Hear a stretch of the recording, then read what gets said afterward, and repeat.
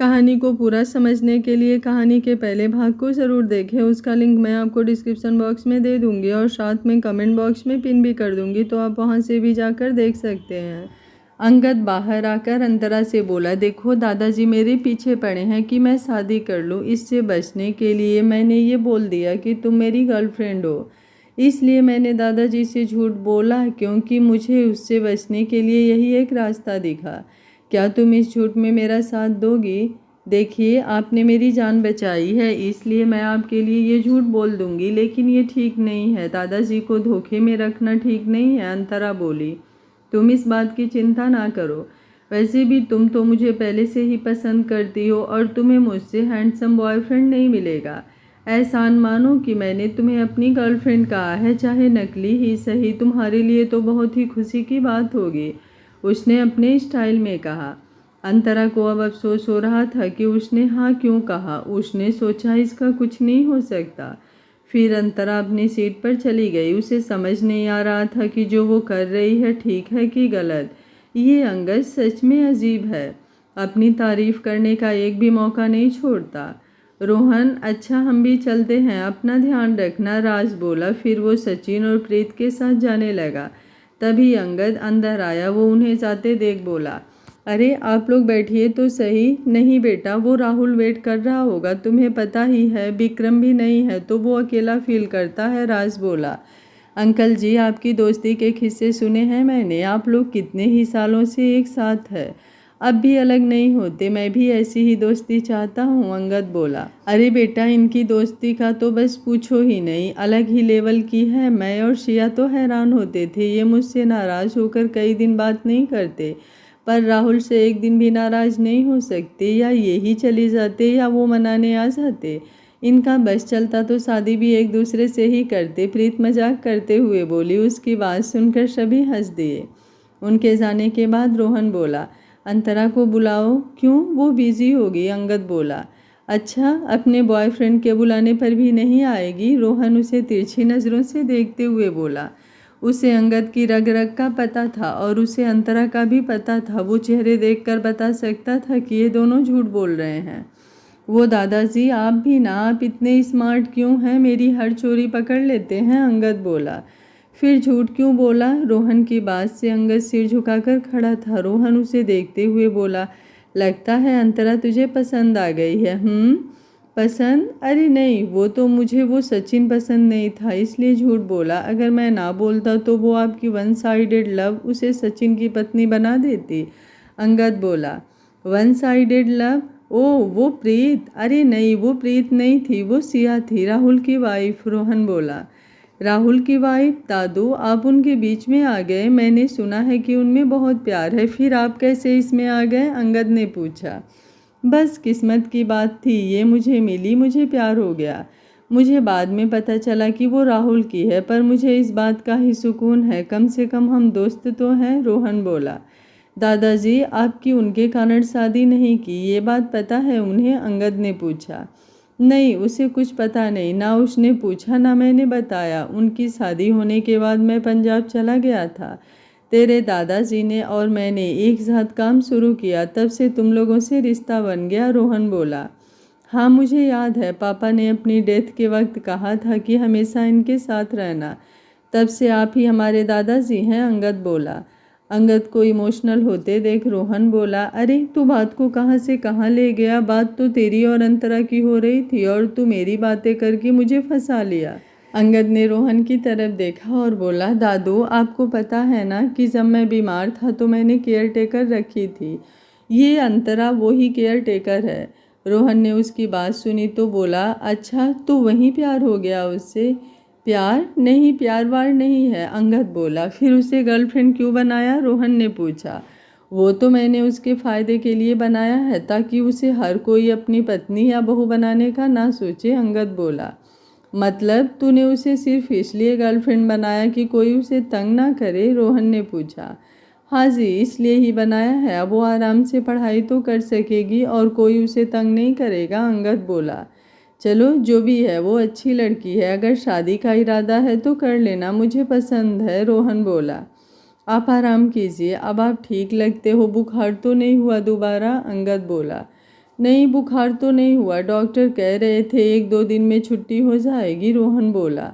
चलो अच्छा है, आप अपनी सेहत का ध्यान रखा करो, अंगद बोला। फिर वो दादाजी को लिटा कर ऊपर कंबल उड़ा दी, खुद पास ही कुर्सी पर बैठकर फ़ोन देखने लगा। अंतरा उन्हें देखने आई तो देखा कि रोहन सो रहा था और अंगद भी कुर्सी पर ही बैठा बैठा सो गया था। उसने वहाँ पड़ा दूसरा कंबल उस पर दे दिया।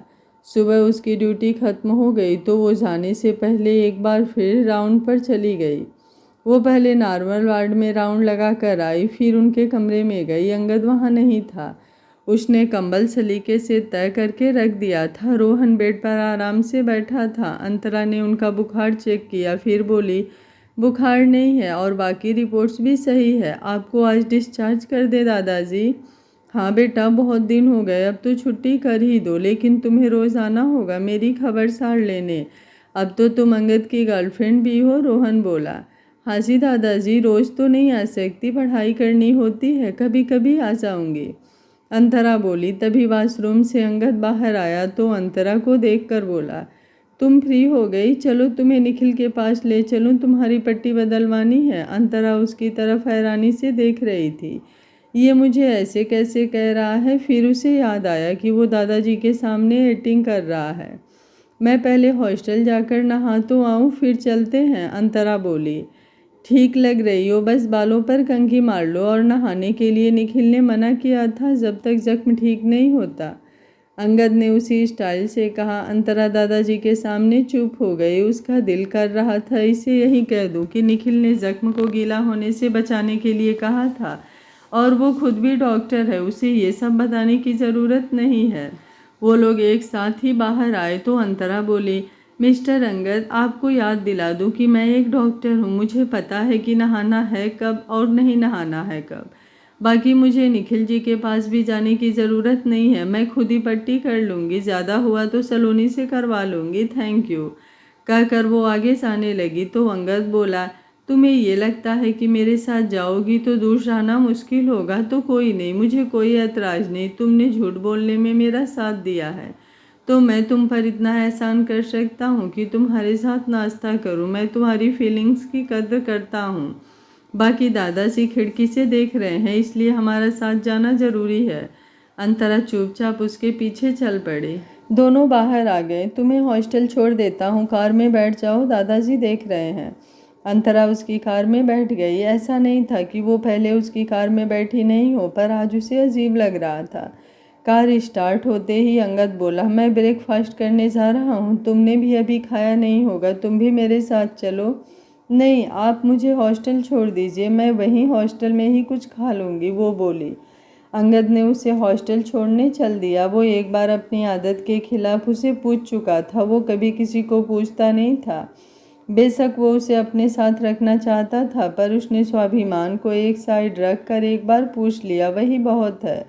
उन्हें रास्ते में सलोनी आती दिखी। अंतरा बोली, बस रोक दीजिए, मेरी फ्रेंड आ रही है, इसके साथ ही जाना है मुझे। अंगद ने कार सलोनी के पास ही रोक दी। सलोनी ने घबराकर कार की तरफ देखा। अंतरा को देखकर वो उसके पास आ गई और अंतरा के उतरने से पहले ही उसका दरवाज़ा पकड़कर दरवाजे और अंतरा के बीच खड़ी होकर बोली, अंतरा, अच्छा हुआ तू आ गई, आज मेस में दाल बनी है, मैंने नहीं खानी, बाहर खाने जा रही थी। ओह, कहकर अंतरा ने अंगद की तरफ देखा और बोली, मिस्टर अंगद, क्या मैं अपनी फ्रेंड को अपने साथ नाश्ते पर ले जा सकती हूँ? हाँ ज़रूर, अंगद बोला। वो मन ही मन खुश हो रहा था। वो सोच रहा था कि मुझे तो पहले ही पता था, ये ऐसा मौका कैसे छोड़ सकती है, ये मुझे मना कर ही नहीं सकती। अंतरा ने सलोनी को कार में बैठने को कहा। सलोनी ने पिछला दरवाज़ा खोला और कार में बैठ गई। सलोनी अंगद को देखकर हैरान रह गई। वो कभी अंतरा को देखती तो कभी अंगद को। रेस्टोरेंट में आने के बाद अंतरा ने उसे अंगद से मिलवाया। सलोनी, ये मिस्टर अंगद हैं, एसीपी अंगद, ये मेरी फ्रेंड सलोनी है। हेलो, अंगद बोला। हेलो, मैं कब से सोच रही थी कि आपको कहीं देखा है, अब पता चला, आपका बहुत नाम सुना है, न्यूज़पेपर में अक्सर आपकी फ़ोटो छपती रहती है। सलोनी अपनी खुशी छुपा नहीं पा रही थी। अंतरा उसके रिएक्शन से हैरान थी और अंगद अकड़ कर अंतरा को देखे जा रहा था। मानो कह रहा हो कि देखा ऐसे तारीफ करते हैं, एक तुम हो जो दिल में कुछ है और दिखाते कुछ हो। अच्छा अब नाश्ता कर लो, इन्होंने काम पर भी जाना है, अंतरा सलोनी से बोली। उसे सलोनी पर गुस्सा आ रहा था कि अंगद तो पहले ही खुद पर इतना घमंड करता है, अब और अकड़ गया। तू तो चली जाएगी, इसकी बातें मुझे सुननी पड़ेंगी। फिर उसने खुद को ही कहा, मुझे क्यों सुननी पड़ेगी, मैं कौन सा उसकी सच्ची की गर्लफ्रेंड हूँ। आज दादाजी की छुट्टी हो जानी है, मैं इसे साफ साफ कह दूंगी कि अब आगे से मुझे उससे कुछ लेना देना नहीं है। अंगद ने अंतरा को ऐसे देखा तो उसे लगा कि उसे सलोनी से जलन हो रही है। मैंने अपने और अंतरा के लिए मंगा लिया है, आप अपने लिए ऑर्डर कर लीजिए, अंगद ने मेनू कार्ड सलोनी के आगे करते हुए कहा। सलोनी ने देखा कि उसने नाश्ते में सारी अंतरा की पसंद की चीज़ें मंगवाई। सलोनी हैरान हो गई कि इसे अंतरा की पसंद के बारे में कैसे पता। उसे लगा कि इनके बीच ज़रूर कुछ है, नहीं तो ये हमें ब्रेकफास्ट कराने इतने महंगे रेस्टोरेंट में क्यों लाता। फिर उसने अपने लिए खाना ऑर्डर कर दिया। 4 लोगों के टेबल पर वो दोनों एक तरफ बैठे थे और अंगद उनके सामने बैठा था। वो देख रही थी कि अंगद बार बार अंतरा की तरफ देख रहा था। अंतरा, दादाजी की आज छुट्टी हो जाएगी, क्या तुम उन्हें देखने घर आओगी, अंगद ने पूछा। अब वो बिल्कुल ठीक है और मेरी क्लासेज और ड्यूटीज के चलते मेरे पास इतना वक्त नहीं होता, फिर भी देखूंगी, छुट्टी वाले दिन देख आऊँगी, अंतरा बोली। ओके, अंगद बोला। सलोनी खाना खाते हुए बस उन दोनों की तरफ ही देखती रही। इधर लंदन में विक्रम चारों तरफ से घिर गया था। वो ऐसी गलती करता नहीं था, पर किसी ने कह दिया कि उसकी बेटी की जान खतरे में है, सो वो भागा चला आया। उसे क्या पता था कि ये साजिश होगी। वो आसपास का जायजा ले रहा था, बचने का कोई रास्ता नहीं था। 8-10 मोटे तगड़े गुंडे उसे घेरे खड़े थे, सब के सब हथियारों के साथ। ओ, तो ये जाल बिछाया तुमने, तारीफ करनी होगी तुम्हारी। आइडिया किसका था? चलो जिसका भी था, इनाम तो सबका बनता है भाई, एक एक करके मेडल दिलवाओगे कि एक साथ आओगे, विक्रम ने अपने उसी फिल्मी स्टाइल में कहा। विक्रम ओबेरॉय, बहुत नचा लिया तुमने, आज तुझे नहीं छोड़ेंगे, उनमें से एक बोला। अरे छोड़ने छुड़ाने की बात तुम तो रहने ही दो, मैं तो वो हूँ जिसे देखकर यमराज भी कह दे कि आ भाई मेरे भैंसे पे बैठ जा, मैं पैदल चला जाता हूँ, कहकर विक्रम ने गुंडे को मुक्का मारा। सारे उस पर टूट पड़े। विक्रम घूमता हुआ सबको मार रहा था, तभी एक मोटरसाइकिल तेज स्पीड से आया और उनके बीच आकर घूमने लगा। मोटरसाइकिल वाले ने गुंडों को मारते हुए विक्रम के आसपास चक्कर काटे, जिससे सब दूर हो गए। उसने विक्रम को मोटरसाइकिल पर बैठने का इशारा किया। विक्रम छलांग मारकर मोटरसाइकिल पर बैठ गया। उसके बैठते ही मोटरसाइकिल तेज रफ्तार से दौड़ लिया। गुंडे कुछ देर पीछे भागे, पर उनकी इतनी पिटाई हो गई थी कि वो दौड़ने लायक नहीं रहे थे। बहुत दूर तक आने पर विक्रम ने उस मोटरसाइकिल को रोकने के लिए कहा। मोटरसाइकिल रुका और विक्रम उतरकर बोला, thank you, may I know who are you. Motorcycle वाले ने हेलमेट उतारा और सिर को दाएं बाएं झटकाया तो उसके लंबे बाल हवा में लहरा उठे। उसने विक्रम की तरफ हाथ बढ़ाया। हेलो डियर, मैं आपकी चाहत, कहकर उसने क्यूट सा मुंह बनाया। विक्रम ने हाथ मिलाया और बोला, हेल्प करने के लिए थैंक यू, मैं चलता हूँ, कहकर वो चल दिया। चाहत ने जल्दी से मोटरसाइकिल खड़ा किया और उसके साथ साथ चल दी। हे विक्रम, देख, अब तो मान जा प्लीज़, देख मैं तुझे बहुत प्यार करती हूँ, कब से पीछे पड़ी हूँ, अब तो मान जाओ, मैंने तेरे लिए सारे बुरे काम छोड़ दिए, जब से तूने जेल भेजा मेरी ज़िंदगी बदल दी। मैं तुझे ढूंढने इंडिया गई, पर तेरी शादी हो चुकी थी। मैं एक ही बात से डरती हूँ और वो है किसी का घर तोड़ना, सो मैं चुपचाप दूर से ही तुम्हें देखती रही। इतने साल मैंने तुम्हारी यादों से प्यार किया, हर मैगजीन, हर अखबार से आपकी फ़ोटो काट के अपने कमरे की दीवारें सजाई, तेरी हर खबर पर नज़र रखी। तेरी पत्नी के बारे में पता चला तो तेरे साथ मैं भी बहुत रोई थी, तुझे दूर से देखती रहती थी। तेरे एक एक आंसू पर मैंने 100 आंसू बहाए। अपने प्यार से बिछड़कर जीने का दुख मुझसे ज़्यादा कौन जानता है। विक्रम प्लीज़ रुक जाओ यार, सुन तो सही, साथी ना समझ कोई बात नहीं, मुझे साथ तो आने दे। वो बोलते बोलते गाना गाते हुए उसके साथ चल रही थी, पर विक्रम उसकी कहाँ सुनने वाला था। वो चलता चलता गया। उसने जब पीछा नहीं छोड़ा तो विक्रम रुक गया और बोला, देखो, अगर तुम मुझे इतने सालों से फॉलो कर रही हो तो एक बात जानती होगी कि मैंने सिर्फ जूही से प्यार किया है। इसके सिवा मुझे किसी और की ज़रूरत नहीं, इसलिए अपना बाकी का समय बचा किसी और से दिल लगा। विक्रम, तो एक बात तू भी जान लो, इतने सालों से तुझे प्यार करते हुए मैं तेरा ही रूप बन गई हूँ। मैं भी तेरे सिवा किसी और की हो ही नहीं सकती। या मैं अकेली रहूँगी या तेरी होऊंगी। वो सुना है ना, रांझा रांझा कर दीनी, मैं आपे रांझा होई, सद्दोनी मैनू धीदो, रांझा मैनू हीर ना आखे कोई। जैसे हीर अपनी सहेलियों से कहती है कि मैंने अपने रांझे को इतना याद किया कि मैं खुद रांझा हो गई हूँ। अब तुम मुझे रांझा ही बुलाओ, मुझे हीर ना कोई ना बुलाना। इसी तरह मैंने तुमसे इतना प्यार किया है कि मैं विक्रम ही बन गई हूँ। तुम्हारे लिए मैंने खुद को जूही बना लिया है। विक्रम बोला, चाहत, यही नाम बताया ना तुमने? मुझे याद नहीं कि मैं तुम्हें कब मिला था, ना ही मैं याद करना चाहता हूँ। तुमने मेरी हेल्प की, तुम्हारा शुक्रिया। दुआ करना कि हम दोबारा ना मिले। कहकर वो वहाँ से चल दिया। चाहत कुछ दूर तक उसके पीछे गई, पर तब तक विक्रम टैक्सी में बैठकर निकल गया। चाहत हाथ मलते रह गई। विक्रम ने टैक्सी में बैठते ही अल्बर्ट को लोकेशन के साथ मैसेज किया कि वो इन लोगों को पकड़े। अल्बर्ट ने उसी वक्त रिप्लाई में ओके लिख भेजा और विक्रम के वहां पहुंचने से पहले ही वो सारे गुंडे पकड़ लिए गए। विक्रम ने उन्हें देखते ही उनसे पूछा, किसके कहने पर किया ये सब? पहले तो कोई कुछ नहीं बोला। तब विक्रम अल्बर्ट के बंदे से बोला, इनसे पूछो कि किसने कहने पर मुझे वहाँ बुलाया। हलक से जुबान निकाल कर पूछे, जब पता लग जाए तो मुझे बता देना। कहकर विक्रम वहाँ से आ गया। वो अपने कमरे में आराम कर रहा था। जिस दिन से वो आया है जाने कितने ही गैंग ख़त्म कर चुका है, लेकिन अब तक उस आदमी को नहीं पकड़ पाया था जिसे वो पकड़ने दिल्ली से स्पेशल आया था। इस बार का टारगेट सातिर ही बड़ा था।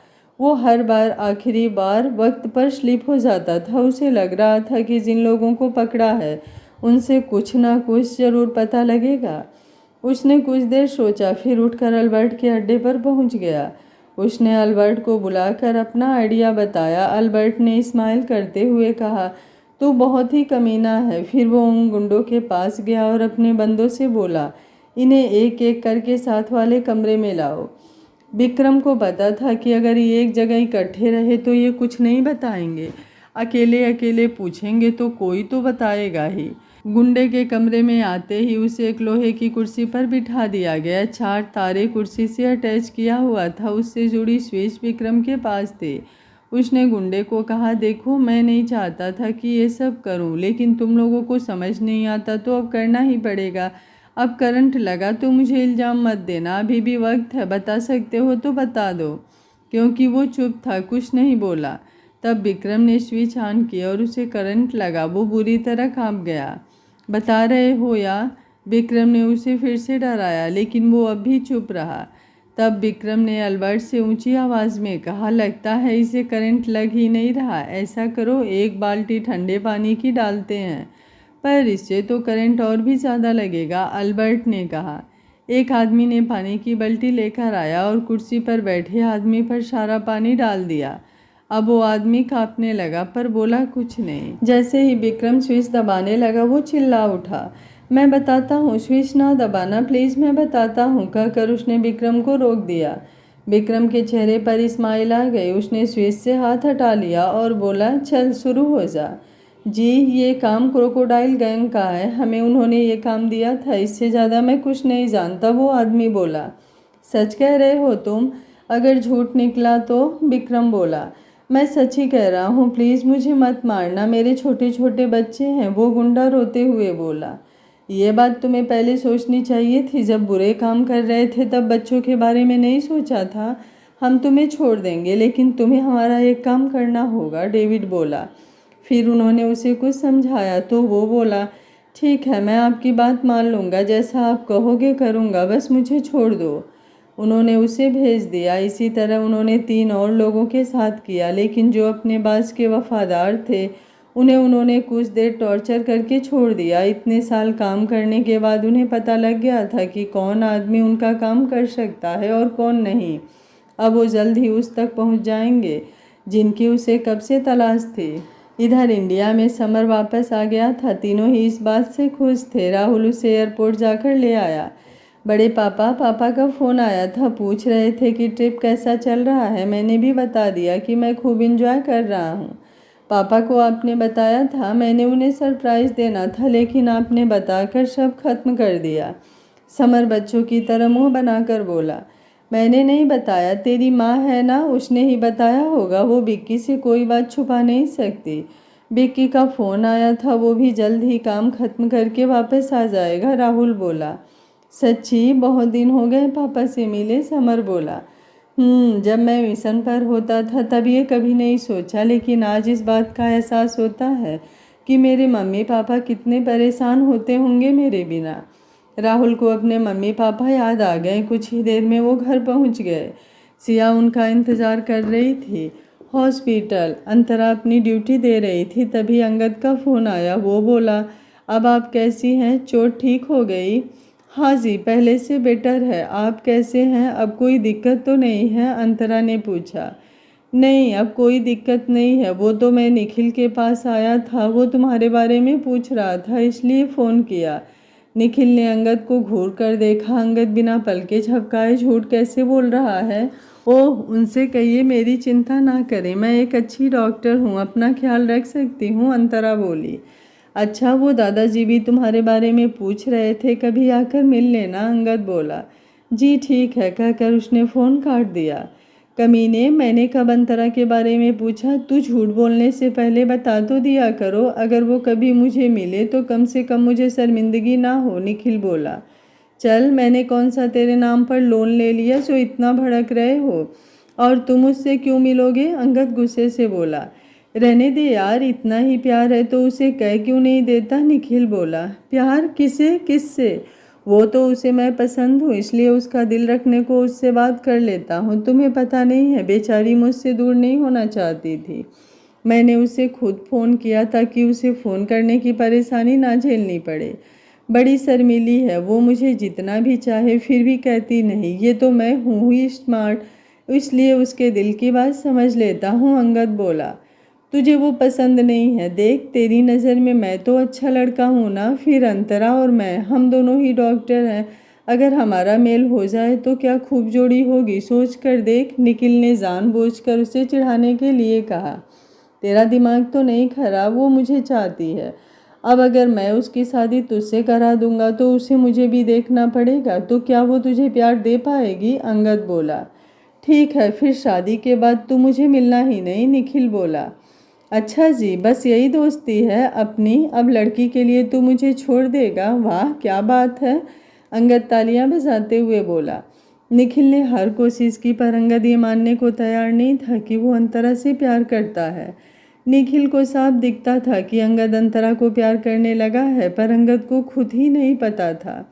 रोहन भी ये बात समझता था। जब अंगद घर आया तो रोहन फिर से उसे पूछने लगा, तू अंतरा को लेकर नहीं आया? तू रोज कह देता है कल लाऊंगा, लाता है नहीं। दादू, आप भी ना अजीब बात करते हैं। वो डॉक्टरी कर रही है, पता है कितनी मुश्किल पढ़ाई है उसकी। जब फ्री होगी तो ले आऊँगा, अंगद बोला। अंगद, वो अच्छी लड़की है, उसका ध्यान रखा करो, आजकल ऐसी लड़कियां मिलती नहीं है, रोहन बोला। अंगद रोज एक ही बात सुनकर थक गया था। वो अपने कमरे में चला गया। Doctors hostel. आज संडे था, अंतरा की छुट्टी थी। वो बैठी पढ़ रही थी, तभी सलोनी ड्यूटी लगाकर भागती हुई अंदर आई। वो बोली, अंतरा, वो तेरे मिस्टर अंगद नीचे आए हैं, सारी लड़कियां उसे ही देख रही हैं। वो कह रहे हैं कि तुझे फ़ोन किया था, तुमने उठाया नहीं, तो वो आ गए हैं, तुम्हें बुला रहे हैं। सलोनी की बात सुनकर अंतरा परेशान हो गई। उसने अंगद से बचने के लिए फ़ोन बंद किया था, अब ये खुद ही आ गया। इससे तो अच्छा वो उसका फ़ोन ही सुन लेती। सलोनी की बात से उसके दिमाग में नीचे के दृश्य की तस्वीर बन गई। वो उसी वक्त नीचे भाग ली। उसने देखा कि लड़कियां इधर उधर ग्रुप बनाए खड़ी अंगद को देख रही थी। अंगद नीली शर्ट और जीन्स पहने कार के साथ पीठ लगाए खड़ा था, मानो कोई मॉडल हो। वो उसके पास गई और झट से कार का दरवाज़ा खोलकर उसमें बैठ गई और बोली, चलो। अंगद को पहले तो कुछ समझ नहीं आया। तब अंतरा दोबारा बोली, यहाँ से चलो कहीं बैठकर बात करते हैं। तब अंगद को पता चला। वो कार में बैठा और उसे एक रेस्टोरेंट में ले गया। बैठते ही अंतरा गुस्से से बोली, देखिए हमारी फ़ोन पर बात हुई थी, फिर आप यहाँ क्यों आए? आपको पता है सब लड़कियाँ बातें करेंगी, आपके लिए ये कोई बड़ी बात नहीं है, लेकिन हमारे हॉस्पिटल में बात बहुत जल्दी फैलती है। बताइए अब क्या है? अंगद खुद नहीं जानता था वो क्यों आया है। जाने क्यों बैठे बैठे उसका दिल अंतरा को देखने का किया और वो चला आया। उसे पता नहीं था कि अंतरा नाराज़ हो जाएगी। वो बोला, सॉरी पर मैं भी क्या कर सकता हूँ, वो दादाजी ने भेजा है। उस दिन से मेरे पीछे ही पड़े हैं, रोज़ पूछते हैं कि वो कैसी है, उससे बात हुई, वो मिलने क्यों नहीं आई, वगैरह वगैरह। आज तो पीछे ही पड़ गए तो मुझे आना पड़ा। अंगद ने बेचारा सा मुँह बनाकर कहा। अंतरा को उस पर तरस आ गया। वो बोली, सॉरी पर आप ये भी तो समझिए, आप इतने फेमस हो, हर कोई मुझसे पूछेगा कि हम दोनों का रिश्ता क्या है। मैं क्या बताऊं कि आपने एक केस में मेरी हेल्प की थी। आप दादाजी से कह दीजिए हमारा ब्रेकअप हो गया। अंगद ने हैरानी से उसकी तरफ देखा और पूछा, तुम्हें क्या लगता है वो मान जाएंगे? अच्छा आगे से मैं हॉस्टल नहीं आऊँगा, हम कहीं बाहर मिल लिया करेंगे। अब हैरान होने की बारी अंतरा की थी। वो बोली, लेकिन हमने मिलना ही क्यों है? हम कोई असली कपल थोड़ी ही हैं कि मिलते रहें। ओह हाँ ये तो है, सुनो वो परसों यानी मंगलवार को दादाजी का बर्थडे है। हमने छोटी सी पार्टी रखी है, आ जाना। अब मैं चलता हूँ। कहकर अंगद ने कॉफ़ी का कप रख दिया। उसने ये पार्टी की बात भी खुद से कह दी थी। अभी उसने सोचा भी नहीं था कि वो उस दिन पार्टी करेगा। उसने सोचा चलो घर जाकर दादाजी से बात कर लेंगे। अंगद उसे हॉस्टल छोड़कर अपने घर आ गया। उसने आकर देखा कि दादू घर पर नहीं थे। उसने दादाजी को फ़ोन किया। हेलो दादू, आप कहाँ हैं? बेटा मैं यहाँ पार्क में बैठा हूँ। क्या हुआ? रोहन बोला। कुछ नहीं, मैं आया और आप मिले नहीं इसलिए पूछा। अच्छा मैं आता हूँ, कहकर रोहन घर आ गया। अंगद ने दरवाज़ा खोल दिया और बोला, आप अभी तो ठीक हुए हैं, आप अकेले नीचे क्यों गए? मैं तो धूप में गया था और वहाँ बच्चे खेल रहे थे, बैठा देख रहा था। क्या करूँ, अकेले टाइम पास भी तो नहीं होता, रोहन बोला। दादू मंगलवार को आपका बर्थडे है, मैंने सोचा कि क्यों ना छोटी सी पार्टी दें।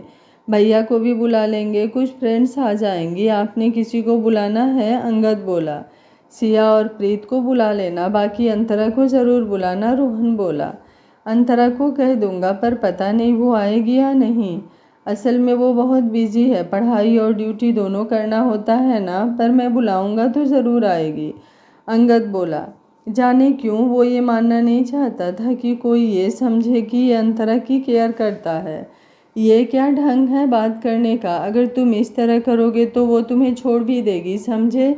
जिसे तुम चाहो बदलों में वो तुम्हें चाहे तो इससे बड़ी खुशी कोई नहीं होती। उसे संभाल कर रखो, इतना प्यार दो कि किसी और के बारे में सोच ही ना सके, रोहन बोला।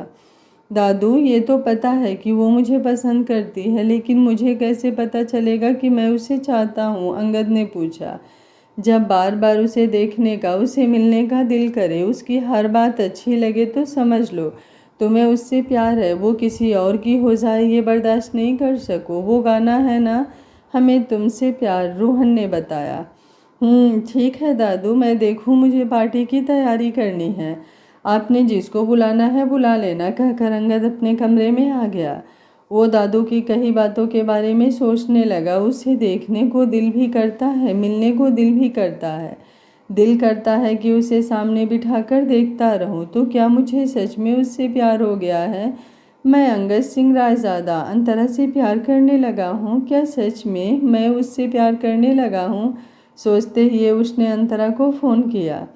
कोई फरियाद मेरे दिल में दबी हो जैसे, तूने चुपके से कोई बात कही हो जैसे। अंतरा ने अभी फ़ोन ऑन ही किया था कि बजने लगा। उसने नाम देखा तो मुंह बनाया, फिर ये सोचकर फ़ोन उठा लिया कि अगर उसने फ़ोन नहीं उठाया तो कहीं अंगद दोबारा ना आ जाए। हेलो, अंतरा बोली। अंतरा, मैं दादू से बात कर रहा था, वो पूछ रहे थे कि तुम उनके बर्थडे पर आओगी ना। अंगद ने अपने प्यार के इजहार के लिए फ़ोन किया, लेकिन हिम्मत नहीं हुई अंतरा से कहने की। मैंने कहा तो था कि आ जाऊंगी, फिर दोबारा फ़ोन क्यों किया? अच्छा ठीक है, फिर कह देती हूँ मैं दादाजी के बर्थडे पर आ जाऊंगी। ओके, कुछ और? अंतरा बोली। वो अंतरा, हाँ ठीक है आ जाना। अंगद फिर हिम्मत जुटा सका और उसने फ़ोन बंद कर दिया। अंतरा खड़ी सोचती रही कि ये क्या हुआ, वो बात करते हुए हिचकिचाया क्यों? क्या वो कुछ और कहने वाला था? कौन था? क्या हुआ? उसे सूची में डूबे देख सलोनी ने पूछा। मिस्टर अंगद का फ़ोन था, पता नहीं क्या बात कर रहे थे। अभी कुछ देर पहले ही तो मिले थे, मुझे अपने दादाजी के बर्थडे पर बुलाया था और अब फ़ोन किया और दोबारा बर्थडे पर बुलाया। उसे कोई प्रॉब्लम तो नहीं? मतलब कोई मेंटल प्रॉब्लम? मुझे अजीब सा लगा, कहीं उसे भूलने की बीमारी तो नहीं हो गई? अंतरा ने चिंता जताते हुए कहा। उसे सच में लग रहा था कि शायद उस एक्सीडेंट में अंगद के दिमाग पर तो असर नहीं हुआ। तुम पागल हो क्या? वो इतने बड़े पुलिस अफसर हैं, उनका दिमाग क्यों खराब होगा? मुझे तो लगता है उन्हें तुमसे प्यार हो गया है, तभी तो उन्होंने तुम्हें अपनी पार्टी में बुलाया है। नहीं तो वहाँ लाखों केस आते हैं, वो लाखों लड़कियों से मिलते होंगे, फिर तुम्हें यहाँ मिलने आना, फिर दोबारा फ़ोन करना, इसका तो एक ही मतलब है। सलोनी बोली। तुम्हारी सुई घूम फिर कर ये प्यार पर ही क्यों अटक जाती है? क्या पता उनके दिल में कुछ और बात हो। अंतरा सोच रही थी कि क्या पता अंगद उसे अपने दादाजी की केयर टेकर बनाना चाहता हो। कोई और बात क्या हो सकती है? मुझे तो पक्का यकीन है कि उसे तुमसे प्यार हो गया है। तुम इतनी सुंदर शो हो, जो तुम्हें एक बार देख ले वो दोबारा किसी और के बारे में नहीं सोच सकता। सलोनी बोली। चल तू यूं ही मुझे पागल ना कर, मैं इतनी भी सुंदर नहीं हूँ। अंतरा हाथ मारते हुए बोली। अरे सच कह रही हूँ, मेरे विशु भैया आए थे ना, वही मेरे कजिन, वो भी तो तुझे एक बार ही देखकर तेरे दीवाने हो गए हैं। फ़ोन मुझे करते हैं, बातें तेरी करते रहते हैं। सलोनी बोली। उनकी तो याद ही मत दिला, उस दिन बड़ी मुश्किल से पीछा छुड़ाया था। अंतरा उस वक्त को याद करके बोली। फिर कुछ सोच कर बोली, तू चलेगी मेरे साथ? हाँ ज़रूर, तेरी लव स्टोरी जो देखने को मिलेगी, तू तो आधी बात बताएगी नहीं, सामने देखकर मज़ा आएगा। सलोनी बोली। तू डॉक्टरी पता नहीं क्यों करने आ गई, तुझे तो लेखक बनना चाहिए था। एक बात तुझे पता है, वहाँ पर द ग्रेट राहुल ओबराय भी आएंगे। अंतरा खुश होकर बोली। अच्छा, वो तो बहुत कम निकलते हैं, मैंने भी एक बार उन्हें मामा जी की पार्टी में देखा था। तुझे पता है, मेरे मामा जी और विक्रम ओबेरॉय दोस्त हैं, फिर बाद में विक्रम ने उन्हें अपना असिस्टेंट बना लिया। सलोनी बोली। तेरे मामा जी मतलब तेरे बिशु भैया के पापा? तूने कभी बताया क्यों नहीं? अंतरा बोली। असल में मम्मी के मरने के बाद पापा की उनसे कोई अनबन हो गई थी, वो मामा जी से बात नहीं करते। हाँ, मुझे उन्होंने कभी उनसे मिलने से नहीं रोका। सलोनी बोली। ऐसा डिजाइनर सिया और प्रीत बैठी बात कर रही थी कि प्रीत पे फ़ोन पर रोहन का फ़ोन आया। प्रीत ने फ़ोन उठा लिया। हेलो रोहन, क्या हाल है? अब तबीयत कैसी है? हाँ, मैंने फ़ोन कर लिया तो हाल चाल पूछ लिया, नहीं तो ज़रूरत ही नहीं, रोहन ने मजाक में कहा। अरे नहीं, ऐसी बात नहीं है, बूढ़ी हो गई हूँ भाई, याददाश्त कमज़ोर हो गई है, अब पहले सी बात थोड़ी ही रही। प्रीत बोली। ओह कोई नहीं, दोस्तों के लिए दोस्त कभी बूढ़े नहीं होते। मैंने फ़ोन इसलिए किया कि मैं 1 साल और बूढ़ा हो गया हूँ। और हंसने लगा। मतलब मंगलवार को मेरा जन्मदिन है, अंगद ने मेरे लिए छोटी सी पार्टी रखी है। अब मेरे दोस्तों में तुम्हारे सिवा खास कोई है भी नहीं, इसलिए तुम दोनों अपनी अपनी फैमिली के साथ ज़रूर आना।